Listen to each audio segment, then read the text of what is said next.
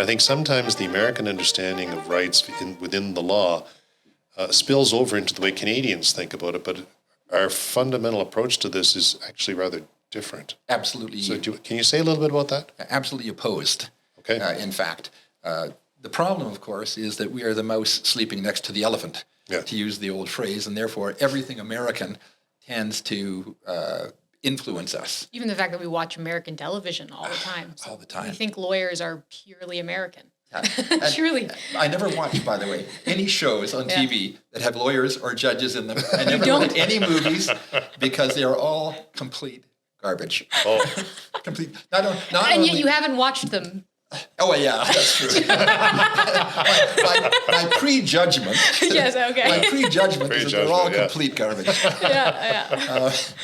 But it's an important distinction. Yeah. So when you think about the animating words of the American Declaration of Independence, you think about life, liberty, and the pursuit of happiness. Right. Okay?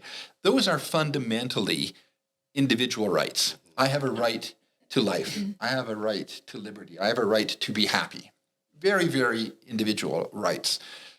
In Canada, those fundamental principles of the Constitution Act of 1867 come out of Section 91, and they are peace, order, and good government. Which is derived from English law? Which is derived from English law, and they're all collective in nature. Interesting.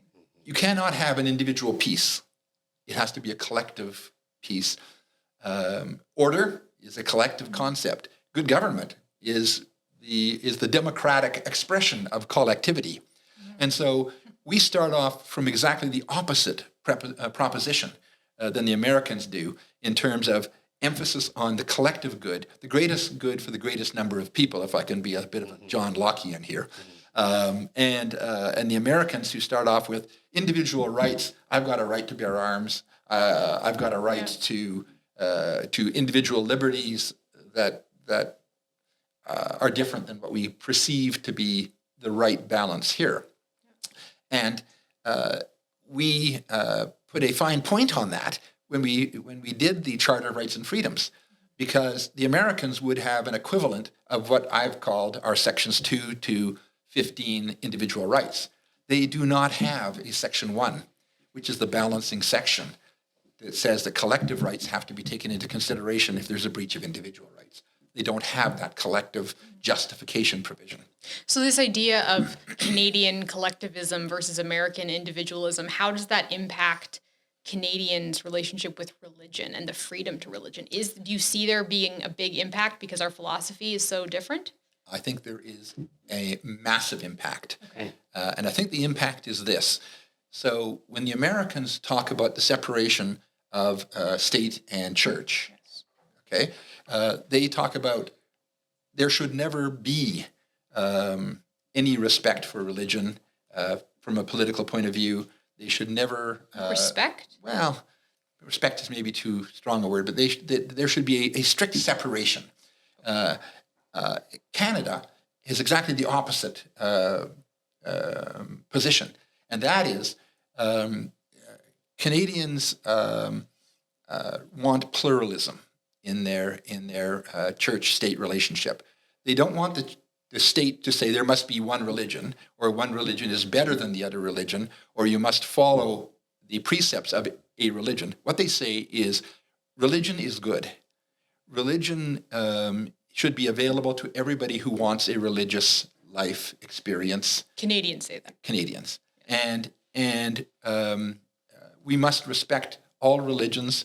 We must promote all religions. We must have a pluralistic view of religion in society, which is exactly the opposite of an American view. You know, you can't say prayers in schools. And, there's got to be a complete, separation from the church and anything that's run by government. Here, it's very much encouraged. And in fact, in Alberta and Saskatchewan, by virtue of this is getting way too geeky, of the Alberta and Saskatchewan Act of 1905, there is a constitutional right for public schools to say the Our Father at the beginning every day and to have half an hour of religion at the end of every day. That's in the public schools. So, but why Christian? Because if there's a presupposition in Canadian government community that we want pluralism. Why the Our Father? That's not, it is Christian. Well, that's true. That is an historic anomaly because in 1905 there was really Catholics and Protestants. Right. You know, Right. there was a very small Jewish population, but there was fundamentally almost nobody from representing Islam or representing Confucianism or representing Buddhism in this country. Which is such a drastic difference from now. Oh, massive difference. Wow. Massive And we're only difference. 150 plus years old. That's exactly right. Wow. Yeah, look at me. So I'm doing math. and so some of the deals that were made to bring Canada together in 1867 had to respect the Catholicism of Quebec and the Protestantism of Ontario. And so those were the compromises that were made, particularly in, for example, Section 93 of the Constitution Act that protects the right to Catholic education in provinces to become provinces at that point in time. That had a Catholic education basis. Have you found when you're in dialogue with American bishops, or really dealing even with members of state in an American context over your years as bishop, have you seen that to be a difference in philosophy that undergirds the discussions with that idea of individualism, collectivism? Well, actually, what I'm seeing right now, I think, is an unfortunate blending. I think it would be good for us as a country to recapture, the constitutional first principles that Kevin just articulated. Canadian constitutional. That's it. Yeah. Which takes a look at the good of the whole and connects the individual exercise of a right with, in fact, the promotion of the good of the whole.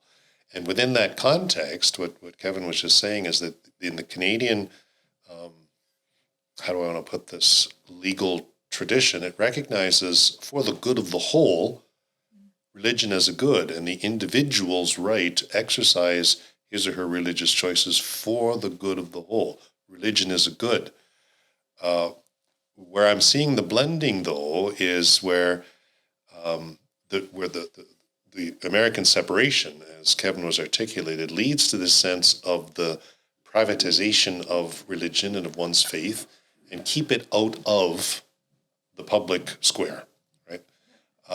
And we feel that pressure here in Canada also. If religion is a good, and is recognized as a good not only for the individual but also for the collective, then the insights of religion also ought to be good for the collective to be heard, to be listened to be respected, brought into public discourse, rather than saying, no, we need to privatize religion, put it off in the corner, right? And that's where you can see some of that that separation, as I'm understanding it, as articulated by Kevin, on the American side of the border, kind of creeping over here.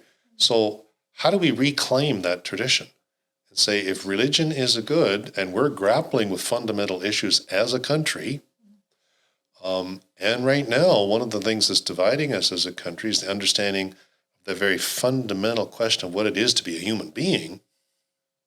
How can we have those conversations without reference to the insights of religion that have pondered that very question for thousands of years?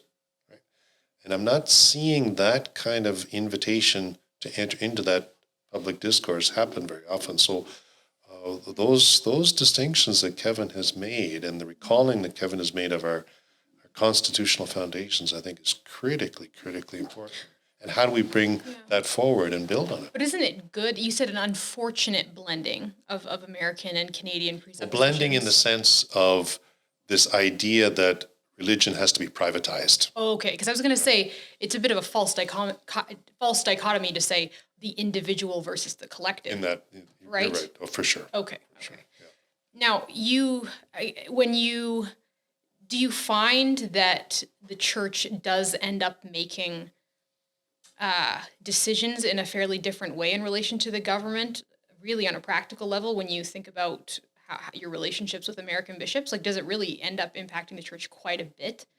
Well, one of the things I've noticed, difference? and I do admire this of the American bishops, I have to say, is that in terms of their government relations, they're far more advanced than we are in terms of how they structure themselves. Right?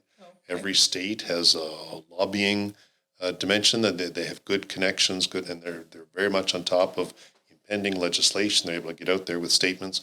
We're not that developed structurally here in Canada. Bigger too, by far. Much bigger, and much more A little bit bigger. Much more well financed. The elephant too. in the mouse, you said?